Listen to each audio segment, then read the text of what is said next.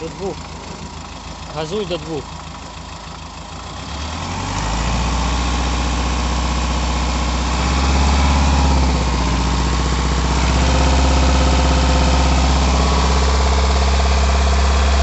Отпусти.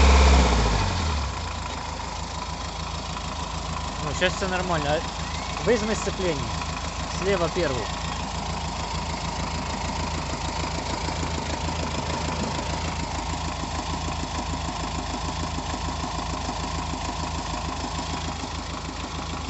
Отпусти. Нажми. Одновременно сможешь теперь педали нажать? Все, отпускай. Выжми сцепление. Выжми сцепление и до 2000, до двойки набери обороты.